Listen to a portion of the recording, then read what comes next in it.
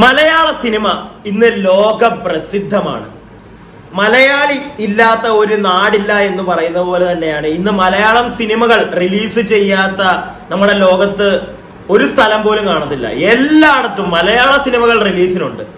So അത്രയും popular ആയിക്കൊണ്ടിരിക്കുകയാണ് Malayalam cinema industry. എന്തോരം നല്ല സിനിമകളാണ് ഈ അടുത്ത് തന്നെ വന്ന് ഇറങ്ങിപ്പോയത്. മഞ്ഞുമൽ ബോയ്സ് ഒക്കെ സീൻ മാറ്റി എന്ന് സുഷിൻ ചെയ്യാൻ പറഞ്ഞു. അതുപോലെ തന്നെ ഒരു കാലഘട്ടത്തിന്റെ സീൻ മാറ്റി എന്ന് തന്നെ നമുക്ക് വേണമെങ്കിൽ പറയാം. കാരണം തമിഴ്നാട്ടിലൊക്കെ ഇന്നും ഈ കഴിഞ്ഞ ദിവസം ഞാൻ ബാലു വർഗീസിന്റെ ഒക്കെ ഇന്റർവ്യൂ കണ്ടു. സോ അപ്പോഴും ബാലു ഒക്കെ പറയുന്നത് ഇപ്പോഴും തമിഴ്നാട്ടിലൊക്കെ ചെന്ന് കഴിഞ്ഞാൽ അത്രയ്ക്ക് ആരാധനയായി തുടങ്ങി. നമ്മുടെ മലയാളത്തിലെ മഞ്ഞുമൽ ബോയ്സ് എന്ന് പറയുന്ന ഒരു സിനിമ വന്നപ്പോഴത്തേക്ക് അതിനകത്ത് അഭിനയിച്ച 8-9 പേര്, അത്രയും കാസ്റ്റ് ഉണ്ടായിരുന്നു. ആ ഓരോരുത്തരെയും ആളുകൾ മനസ്സിലായിട്ടാൻ തുടങ്ങി. സോ അത്രയ്ക്കും ഓരോ വർഷം കഴിയുമ്പോഴും മുന്നോട്ട് പോയിക്കൊണ്ടിരിക്കുകയാണ് മലയാള സിനിമ. സോ അങ്ങനെ നിൽക്കുന്ന മലയാള സിനിമയെ തകർക്കാൻ വേണ്ടി ഒരു സൈഡിൽ കൂടെ കയറ് വലിക്കുന്ന കുറച്ച് ചേട്ടന്മാരുണ്ട്. അത് ഈ മലയാളം സിനിമ ഇൻഡസ്ട്രിയിൽ ഉള്ളവർ തന്നെയാണ്. സീരിയസ്ലി ഇപ്പൊ ഈ കഴിഞ്ഞ ദിവസം മലയാളി ഫ്രം ഇന്ത്യ എന്ന് പറയുന്ന ഒരു സിനിമ ഇറങ്ങി. സിനിമയുടെ റിവ്യൂ ഒന്നും ഞാനിവിടെ പറയാൻ പോകുന്നില്ല. ഓരോരുത്തർക്ക് ഓരോ പെർസ്പെക്റ്റീവ് ഉണ്ട്. ഈ സിനിമയെ പറ്റിയുള്ള എന്റെ പെർസ്പെക്റ്റീവ് പോലും ഞാൻ പറഞ്ഞില്ല. എനിക്കത് പറയാനും താല്പര്യമില്ല. പക്ഷേ ഈ സിനിമ ഇറങ്ങി അടുത്ത ദിവസം തൊട്ട് സിനിമ ഡീഗ്രേഡ് ചെയ്യപ്പെടുന്നു എന്ന് കഴിഞ്ഞ ദിവസം ഒരു പ്രസ് മീറ്റില് ഇതിന്റെ ഡയറക്ടറും ഇതിന്റെ നമ്മുടെ നിർമ്മാതാവായിട്ടുള്ള ലിസ്റ്റിൻ സ്റ്റീഫനും ഒക്കെ വന്നിരുന്ന് പറയുന്നുണ്ടായിരുന്നു. അപ്പം ആ ഒരു പ്രസ് മീറ്റിൽ ഞാൻ ശ്രദ്ധിച്ചൊരു കാര്യം, അതിന്റെ ഡയറക്ടറായിട്ടുള്ള ഡിജോ ചേട്ടൻ ഡിജോ ഇതിനെ പറ്റി സംസാരിക്കുമ്പോഴത്തേക്ക് ഡിജോയുടെ കണ്ണൊക്കെ നിറയുന്നുണ്ട്. കാരണം ഒരു സിനിമ ചെയ്യാനുള്ള എഫേർട്ട് എന്ന് പറഞ്ഞു കഴിഞ്ഞാൽ അത് ചില്ലറയൊന്നുമല്ല. ഒരു സിനിമയുടെ ഒരു കഥ എഴുതുക എന്ന് പറഞ്ഞു കഴിഞ്ഞാൽ അത് ചില്ലറ പരിപാടിയൊന്നുമല്ല. സോ ഈ മലയാളി ഫ്രം ഇന്ത്യ എന്ന് പറയുന്ന സിനിമയുടെ തിരക്കഥാകൃത്ത്, സിനിമയുടെ റൈറ്റർ എന്ന് പറയുന്നത് ഷാരിസ് മുഹമ്മദ് ആണ്. എന്നാൽ ഈ സ്ക്രിപ്റ്റ് ഷാരിസ് മുഹമ്മദിന്റെ സ്വന്തമല്ല, ഷാരിസ് ഈ സ്റ്റോറി മോഷ്ടിച്ചതാണ് എന്നും പറഞ്ഞ് ഈ പടം റിലീസ് ആവുന്നതിന്റെ തലേ ദിവസം നിഷാദ് കോയ എന്ന് പറയുന്ന ഒരു റൈറ്റർ, നമ്മുടെ ഓർഡിനറി എന്ന് പറയുന്ന സിനിമ നിങ്ങൾ പലരും കണ്ടതായിരിക്കും. നമ്മുടെ ബിജു മേനോൻ കുഞ്ചാക്കോവൻ കോമ്പോയിൽ വന്നൊരു പടമായിരുന്നു സാധനം, 2012 ഇറങ്ങിയ പടം. സോ ആ ഒരു പടത്തിന്റെ ഒക്കെ റൈറ്റർ ആയിട്ടുള്ള നിഷാദ് കോയ എന്ന് പറയുന്ന വ്യക്തിയുടെ സ്ക്രിപ്റ്റ് ആണ് ഇത് എന്നും പറഞ്ഞ് നിഷാദ് കോയ പടം റിലീസ് ആവുന്നതിന്റെ തലേ ദിവസം ഈ പോസ്റ്റ് വിട്ടു. ഈ പോസ്റ്റിന്റെ കൂട്ടത്തിൽ ഈ പടത്തിന്റെ മലയാളി ഫ്രം ഇന്ത്യയുടെ ചെറിയ ഒരു കഥ എക്സ്പ്ലെയിൻ ചെയ്യുന്ന ഒരു പരിപാടിയും കൂടെ ഈ പുള്ളി അങ്ങ് ഇട്ടു. അപ്പൊ അത് നല്ല രീതിയിൽ പടത്തിനെ ഡീഗ്രേഡ് ചെയ്തു. അടുത്ത ദിവസം ഈ പടത്തിന്റെ റിലീസൊക്കെ കഴിഞ്ഞതിന് ശേഷം ഒരു ഇന്റർവ്യൂവിൽ, അതായത് ഒരു പ്രസ് മീറ്റില് നമ്മുടെ ഒരു ഓൺലൈൻ മീഡിയ നമ്മുടെ ലിസ്റ്റിൻ സ്റ്റീഫനോട് ചോദിക്കുന്നുണ്ടായിരുന്നു ഈ ഒരു കാര്യത്തെ പറ്റി. അപ്പൊ ലിസ്റ്റിൻ സ്റ്റീഫൻ പറഞ്ഞത് ഇതൊക്കെ സിനിമയെ നശിപ്പിക്കാൻ വേണ്ടി ഓരോരുത്തർ ചെയ്യുന്ന ഒരു പരിപാടി എന്നുള്ള രീതിയിലൊക്കെ ലിസ്റ്റിൻ സ്റ്റീഫൻ കുറെ പരിപാടികളൊക്കെ തട്ടി അങ്ങ് വിട്ടു. അപ്പം എനിക്ക് തോന്നിയ കുറച്ച് കാര്യങ്ങളുണ്ട് ഈ ഒരു കാര്യത്തിൽ. കാരണം നിഷാദ് കോയ എന്ന് പറയുന്ന വ്യക്തി അത്രയും ബ്രില്യന്റ് ആയിട്ടുള്ള പടത്തിനൊക്കെ, വേറെയും പടങ്ങളൊക്കെ പുള്ളിയുടെ ഉണ്ട്, പക്ഷെ എനിക്ക് പുള്ളിയുടെ റൈറ്റിംഗ് ഇഷ്ടപ്പെട്ട പടം എന്ന് പറഞ്ഞു കഴിഞ്ഞാൽ ഓർഡിനറി തന്നെയാണ്. സോ അത്രയ്ക്കും നന്നായിട്ടൊരു പടമൊക്കെ എഴുതിയ ഒരു വ്യക്തിക്ക് ഇങ്ങനെ ഒരു സിനിമയുടെ സ്ക്രിപ്റ്റ് മോഷ്ടിച്ചു, അല്ലെങ്കിൽ തന്റെ സ്ക്രിപ്റ്റ് വേറൊരാൾ മോഷ്ടിച്ചു എന്ന് പറഞ്ഞ് കള്ളം പറഞ്ഞിറങ്ങേണ്ട ഒരു കാര്യമുണ്ടെന്ന് ഞാൻ വിശ്വസിക്കുന്നില്ല. അപ്പൊ പുള്ളിയുടെ സൈഡിലും ഒരു സത്യം കാണും, ഈ നമ്മുടെ ഡിജോ അതുപോലെ തന്നെ ഷാരിസ് മുഹമ്മദിന്റെയിലും ഒരു സത്യം കാണും. സോ ആ സത്യങ്ങൾ എന്തൊക്കെയാണെന്ന് നമുക്കൊന്ന് നോക്കാം. ആദ്യമേ നമ്മുടെ ലിസ്റ്റിൻ ചേട്ടൻ, അതായത് ഈ പടത്തിന്റെ മലയാളി ഫ്രം ഇന്ത്യയുടെ പ്രൊഡ്യൂസർ ആയിട്ടുള്ള ലിസ്റ്റിൻ ചേട്ടൻ പറയുന്ന കുറച്ച് കാര്യങ്ങളുണ്ട്. സോ നമുക്ക് ലിസ്റ്റിന്റെ വാക്കുകളിലേക്ക് പോകാം. അല്ല, തീർച്ചയായിട്ടും അതൊക്കെ എപ്പോ വേണമെങ്കിലും നടത്താവുന്ന കാര്യമാണ്. കാരണം നമ്മൾ ഇങ്ങനെ ഒരു സിനിമ ഇത്രയും വലിയ കോസ്റ്റില് 132 ദിവസം ഷൂട്ട് ചെയ്തൊരു സിനിമ നമ്മൾ 1 വർഷം മുന്നെയാണ് ഈ സിനിമ ഷൂട്ടിംഗ് ആരംഭിച്ചത്. നമ്മൾ മെയ് 1-ാം തീയതി റിലീസ് ചെയ്യുമ്പോൾ നമ്മുടെ സംഘടനയിൽ, നമ്മുടെ കുടുംബത്തിൽ അംഗമായിട്ടുള്ള ഒരു മെമ്പർ നാളെ റിലീസ് ചെയ്യാൻ പോകുന്ന സിനിമയുടെ കഥ ഇത് അറിഞ്ഞോളൂ എന്ന് പറഞ്ഞിട്ട് ഒരു പോസ്റ്റ് ഇടുന്നു. മെയ് 1-ാം തീയതി ഇന്ത്യയിൽ ഒറ്റ സിനിമ റിലീസ് ചെയ്തിട്ടുള്ളൂ. അതിന് വേറെ നമ്മുടെ സിനിമ അല്ല എന്ന് പോലും വിചാരിക്കാനായിട്ട് വേറൊരു സിനിമ കൂടെ റിലീസ് ചെയ്തിട്ടില്ല. അപ്പം ഇത് മലയാളി ഫ്രം ഇന്ത്യ എന്ന സിനിമയെ ഉദ്ദേശിച്ച് മാത്രമായിട്ടാണ്. അങ്ങനെ അത് ചെയ്യും. ഞങ്ങൾ അതിന്റെ പിറ്റേ ദിവസം ഒരു ഇന്റർവ്യൂ കുറേ മാധ്യമങ്ങൾക്ക് വിളിച്ചിട്ട്, ഓൺലൈനിനെ വിളിച്ചിട്ട് ഞങ്ങൾ കൊടുത്തുകൊണ്ടിരിക്കുന്നതിന്റെ ഇടയിൽ അതിൽ നിന്ന് ഒരു ഓൺലൈനിൽ നിന്ന് മാത്രമാണ് ഒരു ചോദ്യം വന്നത്, ഇങ്ങനെ നിഷാദ് കോയ ഒരു പോസ്റ്റ് ഇട്ടല്ലോ എന്ന് പറഞ്ഞിട്ട്. അതിന് ഞങ്ങൾ കൊടുത്ത റിപ്ലൈക്കാണ്, അതായത് ഞാൻ അതിൽ പറഞ്ഞിട്ടുണ്ടായിരുന്നു, ഞങ്ങളുടെ സിനിമ സംഘടനയ്ക്ക് തന്നെ, സിനിമ കുടുംബത്തിന് തന്നെ ഏറ്റവും കൂടുതൽ മാനക്കേട് ഉണ്ടാക്കാവുന്ന ഒരു കാര്യമാണ് ചെയ്തതെന്നാണ് ഞാൻ അതിൻ്റെ അകത്ത് പറഞ്ഞത്. അതിന് റിപ്ലൈ ആയിട്ട് വീണ്ടും ഇതേ ഓൺലൈനിനെ വിളിച്ചിട്ട് വീണ്ടും ഒരു ഇന്റർവ്യൂ കൊടുക്കുകയാണ്.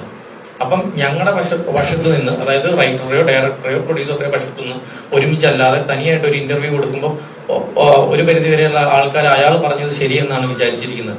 അപ്പൊ അതിനെ ബേസ് ചെയ്തിട്ട് അതിനെ വന്നിട്ട് ടാർഗറ്റ് ചെയ്തിട്ട് നെഗറ്റീവ് കമന്റ്സ് പോസ്റ്റ് ചെയ്യാനായിട്ട് തുടങ്ങി. ഞങ്ങൾക്ക് ഒരു പോസ്റ്റ് പോലും ഇടാൻ പറ്റത്തില്ല, മുഴുവൻ നെഗറ്റീവ്. അപ്പൊ കള്ള പ്രൊഡ്യൂസർ, അതായത് വന്നിട്ട് മോഷ്ടിച്ച കഥയല്ലേ പ്രൊഡ്യൂസ് ചെയ്തത്. അപ്പൊ ഞാൻ എന്ത് ചെയ്തു? ഒരു നിർമ്മാതാവ് എന്നുള്ള രീതിയിൽ ഞാൻ എന്ത് ചെയ്യും? ഒരു മ്യൂസിക് ഡയറക്ടർ ഒരു സോങ് പുതിയതായിട്ട് റെഡിയാക്കി കഴിഞ്ഞു കഴിഞ്ഞാൽ അതിന്റെ ഒരു കഥ അല്ലെ അതിന്റെ ഒരു മ്യൂസിക് വേറെ ഏതോ ഒരു കൊറിയൻ പടത്തിന്റെ മ്യൂസിക്കുമായിട്ട് സാമ്യം ഉണ്ടെന്ന് പറഞ്ഞാൽ ഞാൻ എന്ത് ചെയ്യും? ഇത് എന്റെ വേർഷൻ അല്ല. ആക്ച്വലി ഇതേ കഥ തന്നെ ഷാരിസ് ഇതിനു മുമ്പ് എന്നോട് പറഞ്ഞതാണ്, ഒരു വർഷം മുമ്പ് തന്നെ പറഞ്ഞതാണ്. അപ്പൊ അന്ന് ഞാനിത് പ്രൊഡ്യൂസ് ചെയ്തില്ല. അത് കഴിഞ്ഞിട്ട് പിന്നീട് ഇത് ഡയറക്ടറായിട്ട് ഡിജോ വന്നു കഴിയുമ്പോഴാണ് ഞാൻ ഈ പടത്തിന് ഓക്കെ ചെയ്തത്. അപ്പോൾ ഇതൊക്കെയാണ് ഇതിന്റെ പിന്നാമ്പുറം കഥകൾ. പക്ഷെ ഇതിപ്പോ മനുഷ്യന് പുറത്ത് ഇറക്കി നടക്കാൻ പറ്റിയതല്ലാത്ത വിധത്തില് ഡിജോയൊക്കെ ഭയങ്കരമായിട്ട് വിഷമിച്ചു. അവൻ ലിറ്ററലി ഫോണിൽ വിളിച്ച് കരഞ്ഞു. കാരണം ഒരു പടം നമ്മളൊക്കെ എത്രയോ സിനിമകൾ പരാജയപ്പെട്ടിട്ടുണ്ട്, ക്യാഷ് പോയിട്ടുണ്ട്. അതിനൊന്നും നമുക്കൊരു പ്രശ്നം പോലും ഇല്ല. ഇങ്ങനെയാണ് ഒരു സിനിമയെ അപമാനിക്കുന്നത്. ഒരു മലയാളം സിനിമ ലോകമെമ്പാടും വാഴ്ത്തുന്ന മലയാളം സിനിമ, അപ്പൊ അതിലെ ഒരു സിനിമ പ്രൊഡ്യൂസ് ചെയ്യാൻ വന്ന ഒരു പ്രൊഡ്യൂസറിന്റെ അവസ്ഥ അതൊന്ന് നിങ്ങളെ കേൾപ്പിക്കണമെന്ന് തോന്നി. അതാണ് ഞാൻ ഈ വീഡിയോ പ്ലേസ് ചെയ്ത് തന്നത്. അപ്പോ സംഗതി നിങ്ങൾക്ക് ഏതാണ്ടൊക്കെ മനസ്സിലായല്ലോ. പ്രൊഡ്യൂസറിന്റെ അവസ്ഥ ശോകം അവസ്ഥ. കാരണം പെട്ടുപോയി. ഒരു പടം ചെയ്തു എന്ന് പറഞ്ഞിട്ട് അതിന്റെ പേരിൽ വരുന്ന എല്ലാം, ആ പടത്തിന്റെ സ്ക്രിപ്റ്റ്, ഷാരിഫ് മുഹമ്മദ് കൊണ്ടുവന്ന സ്ക്രിപ്റ്റ് പുള്ളി ഒരു ഡയറക്ടർ വന്നപ്പോഴത്തേക്ക്, നല്ലൊരു ഡയറക്ടർ വന്നപ്പോൾ പുള്ളി അത് ചെയ്തു. അതിന് പുള്ളിയുടെ കയ്യിൽ എന്താണ് മിസ്റ്റേക്ക്? പിന്നെ ഇപ്പം ഈ ഒരു പടത്തിന്റെ നമ്മുടെ നിയാസ്കോയുടെ, ഞാൻ പറഞ്ഞു നിഷാദ് കോയയുടെ നമുക്ക് സൈഡ് ചിന്തിക്കുമ്പോഴത്തേക്ക് ഈ കഥ ഒരു കഥ എന്ന് പറയും. ഇപ്പൊ ഞാൻ ഇവിടെ ഇരുന്ന് ഒരു കഥ ചിന്തിച്ചു, എനിക്ക് മാത്രമേ ആ കഥ ചിന്തിക്കാനോ എഴുതാനോ പറ്റത്തുള്ളന്നില്ല. ചിലപ്പോൾ ഞാൻ ഈ ചിന്തിക്കുന്ന അതേ സമയത്ത് ഈ സെയിം തോട്ട് പോകുന്ന വേറൊരാൾ കാണും അപ്പുറത്ത്. അയാളും ചിലപ്പോൾ ഈ ചിന്തയിൽ ഇരുന്ന് എഴുതുന്നുണ്ടായിരിക്കും. അങ്ങനെ സംഭവിച്ച ഒരു പ്രശ്നമായി കൂടെ ഇതെന്നാണ് എൻ്റെ ഒരു ചിന്തയിൽ എനിക്ക് അങ്ങനെ തോന്നുന്നുള്ളൂ. കാരണം നിഷാദ് കോയയും നല്ലൊരു റൈറ്ററാണ്, പുള്ളിക്കും നല്ല നല്ല സ്ക്രിപ്റ്റുകൾ എഴുതാൻ അറിയാവുന്ന ഒരു വ്യക്തിയാണ്. സോ പുള്ളിക്ക് ഒരു പ്രശ്നം ഉണ്ടാക്കേണ്ട കാര്യമില്ല. പക്ഷെ ഈ പുള്ളി ഇപ്പൊ ചെയ്ത ഈ നിഷാദ് കോയ എന്ന് പറയുന്ന വ്യക്തി ഒരു പ്രോപ്പർ ചാനലിലൂടെ ഇതിനെ റിയാക്ട് ചെയ്യണമായിരുന്നു. നേരെ മറിച്ച് പുള്ളി ചെയ്തത് പടത്തിന്റെ തലേദിവസം കൊണ്ടൊരു പോസ്റ്റ് ഇട്ടു. പിന്നെ ഈ തലേ ദിവസം തന്നെ പുള്ളിയുടെ ഒരു അഡ്വക്കേറ്റിനെ കൊണ്ട് നമ്മുടെ ലിസ്റ്റിനെയൊക്കെ വിളിപ്പിച്ചു എന്ന് പറയുന്നുണ്ട്. അതിന്റെ ഒന്നും ആവശ്യമില്ലായിരുന്നു. നിഷാദ് കോയ എന്ന് പറയുന്നത് ഇപ്പം റൈറ്റേഴ്സിന്റെ സംഘടനയുണ്ട്, ഡയറക്ടേഴ്സിന്റെ സംഘടനയുണ്ട്. അപ്പൊ ഈ ഒരു ഞാനിപ്പോ കാണിച്ച ഈ ഇന്റർവ്യൂ നടക്കുമ്പോഴത്തേക്ക് നമ്മുടെ ഡയറക്ടേഴ്സ് ജനറൽ സെക്രട്ടറി, ഫെഫ്കയുടെ ഒക്കെ ജനറൽ സെക്രട്ടറി ആയിട്ടുള്ള ബി ഉണ്ണികൃഷ്ണൻ സാറൊക്കെ ഉണ്ടായിരുന്നു അവിടെ. അപ്പൊ പുള്ളിയും ഇതിനെപ്പറ്റി സംസാരിക്കുന്നുണ്ട്. അതായത് ഈ നിഷാദ് കോയ എന്ന് പറയുന്ന വ്യക്തിക്ക് അവര് വഴിയൊക്കെ ഇതിനെ ഈ ഒരു പ്രശ്നം, ഇങ്ങനെ ഒരു പ്രശ്നമുണ്ട്, എന്റെ സ്ക്രിപ്റ്റ് ആണെന്ന് പറഞ്ഞു പോകാമായിരുന്നു. പുള്ളി അതൊന്നും ചെയ്തില്ല. നേരെ മറിച്ച് സോഷ്യൽ മീഡിയ വഴി പോസ്റ്റ് ഇട്ട് പടത്തിനെ മാക്സിമം ഡീഗ്രേഡ് ചെയ്യാനുള്ള പരിപാടികളെല്ലാം അവിടെ ചെയ്യാണ് പുള്ളി ചെയ്തത്. അത് പുള്ളിയുടെ ഒരു പടത്തിന് ഇങ്ങനെ ഒരു പരിപാടി കിട്ടുമ്പോൾ മാത്രമേ നിഷാദ് കോയ എന്ന് പറയുന്ന വ്യക്തി താങ്കൾക്ക് ഇത് മനസ്സിലാവുകയുള്ളൂ. അതെന്നാണ് എനിക്ക് പേഴ്സണലി തോന്നിയത്. കാരണം ഇച്ചിരി ബുദ്ധിയും വിവരം ഉണ്ടെങ്കിൽ താങ്കൾക്ക് അത് മനസ്സിലാക്കാമെങ്കിൽ താങ്കൾ ഈ പരിപാടി ചെയ്യത്തില്ലായിരുന്നു.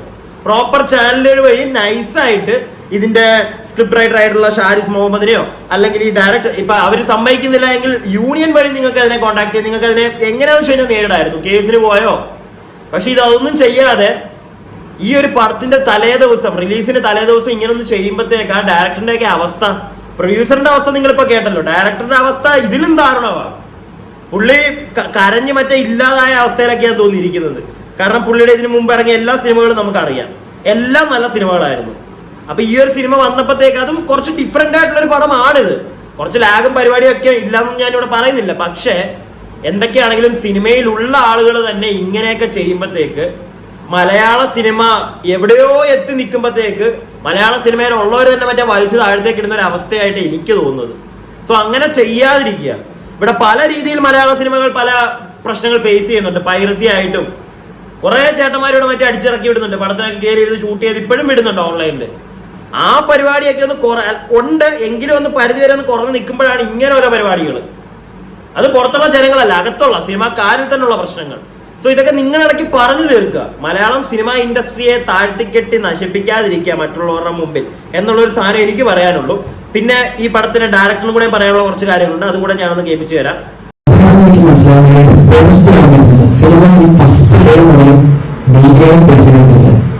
നല്ല സിനിമ ചെയ്യണമെന്ന് ഒരുപാട് ആഗ്രഹിച്ച് ഇൻഡസ്ട്രി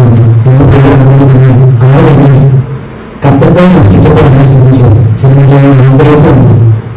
2015 ചെയ്യുന്ന ഇപ്പോൾ അതിന്റെ ചോദ്യങ്ങൾ ആദ്യ സിനിമ പുറപ്പെടുവിച്ചു. അത് ആദ്യം മനസ്സിലാക്കുന്ന ഞാൻ സംവിധാനം ഞാൻ തിരിക്കാൻ നോക്കില്ല.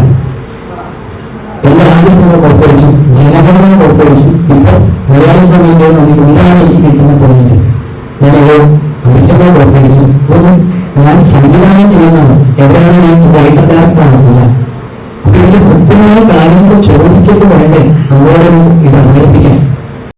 അപ്പോ നിഷാദ് കോയ എന്ന ആ ഒരു റൈറ്ററോടാണ് എന്റെ ചോദ്യം. താങ്കൾ ഇത്രയും ഒരു വലിയ തിരക്കഥാകൃത്താണല്ലോ താങ്കൾ. നമ്മുടെ ഓർഡിനറി പോലുള്ള ഒരു നല്ല സിനിമയൊക്കെ എഴുതിയ ഒരു വ്യക്തിയാണ്. ആ താങ്കൾക്ക് ഇത്തിരി തലയ്ക്കകത്ത് ഒന്നും ഇല്ലേ താങ്കൾക്ക്? എനിക്കതാ ചോദിക്കാനുള്ളത്. താങ്കൾ എഴുതിയ ഒരു സിനിമയോട് ഇങ്ങനെ വേറെ കുറെ ആളുകൾ വന്ന് ചെയ്യുമ്പോഴത്തേക്ക് താങ്കളുടെ അവസ്ഥ എന്തായിരിക്കും? അല്ലെങ്കിൽ താങ്കളെ വിശ്വസിച്ച് താങ്കളുടെ പടം എടുക്കാൻ വന്ന ഡയറക്ടറിന്റെയും അതിന് കാശ് മുടക്കിയ പ്രൊഡ്യൂസറിന്റെ അവസ്ഥ എന്തായിരിക്കും? ഒരു നിമിഷം ഈ ഒരു മറ്റേ ഫേസ്ബുക്കിലൊക്കെ എഴുതിയിടുന്നതിന് മുമ്പും ഇങ്ങനെ ഓരോ പ്രശ്നങ്ങളൊക്കെ പറഞ്ഞു വരുന്നതിന് മുന്നും അതൊന്ന് ചിന്തിക്കായിരുന്നല്ലോ. നിങ്ങളുടെ കഥ കോപ്പി അടിച്ചു എന്ന് നിങ്ങൾ പറയുന്നുണ്ടെങ്കിൽ പ്രോപ്പറായിട്ട് നിയമപ്രകാരം കേസ് കൊടുത്ത് എന്താന്ന് വെച്ച് കഴിഞ്ഞാൽ അതിന് ചെയ്യുന്നതിന് പകരം സോഷ്യൽ മീഡിയയിൽ വന്ന് ഇങ്ങനത്തെ പരിപാടികൾ ചെയ്യുമ്പോൾ ഒരു സൈഡിൽ ആ പടം നശിക്കുകയും ചെയ്യും, മലയാള സിനിമ എന്നുള്ള ഇൻഡസ്ട്രിക്ക് തന്നെ നാണക്കേടാണ്. ഇപ്പൊ തന്നെ ഞാൻ സംസാരിക്കുമ്പോൾ പോലും മലയാള സിനിമയെ നശിപ്പിച്ചത് മലയാള സിനിമയിലുള്ള ഒരു വ്യക്തി തന്നെയാണെന്ന് പറയുമ്പോഴത്തേക്ക് ആ ഒരു പ്രോപ്പർ ഇൻഡസ്ട്രിക്കാണ് നാണക്കേട്. അത് എന്തുകൊണ്ട് നിങ്ങളെ പോലുള്ള മണ്ടന്മാരായിട്ടുള്ള തിരക്കഥാകൃത്തുക്കൾ മനസ്സിലാക്കുന്നില്ല?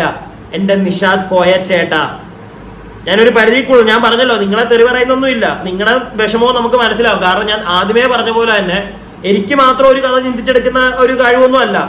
ലൈക്ക് എനിക്ക് മാത്രം ഒരു കഥ, ഇപ്പം നരസിംഹം എന്ന് പറയുന്ന ഒരു സിനിമയുടെ കഥ അതിപ്പോ ഞാൻ എഴുതിയാന്ന് വിചാരിച്ചോ, ജസ്റ്റ് വിചാരിച്ചോ, എനിക്ക് മാത്രം അങ്ങനെ വിചാരിച്ച് എഴുതാൻ പറ്റത്തുള്ളതുണ്ടോ? അപ്പുറം ശരിക്കുള്ള അതിന്റെ റൈറ്ററിന് ചിലപ്പോൾ ചിന്തിച്ചെഴുതിക്കൂടെ, ഇല്ലെങ്കിൽ വേറെ ആർക്കെങ്കിലും അത് ചിന്തിച്ചെഴുതിക്കൂടെ? ഇപ്പൊ ഞാനൊരു കഥ എഴുതുന്നു, വേറെ ഏതെങ്കിലും ഒരു കുഞ്ഞൊരു കഥ എഴുതുന്നു, അപ്പുറം വേറൊരാളോ ചിന്തിച്ച് എഴുതുന്നുണ്ടായിരിക്കും. അതുകൊണ്ട് അത് വലിയ തെറ്റായിട്ടുള്ള കാര്യമൊന്നുമല്ല. അങ്ങനെ ആരാണോ ആദ്യമേ എഴുതിയത് അവർക്കാണ് അതിനുള്ള റൈറ്റ്. സോ അത് നിങ്ങൾക്ക് പ്രൂവ് ചെയ്യാൻ വേണ്ടി നിയമപ്രകാരം നിങ്ങൾ പോകണമായിരുന്നു. അല്ലാതെ ഇങ്ങനെയുള്ള വൃത്തികേടുകൾ കാണിക്കുന്നത് സിനിമയ്ക്ക് തന്നെ, മലയാള സിനിമ ഇൻഡസ്ട്രിക്ക് തന്നെ നാണക്കേടാണ് ചേട്ടാ. അത് മനസ്സിലാക്കുക.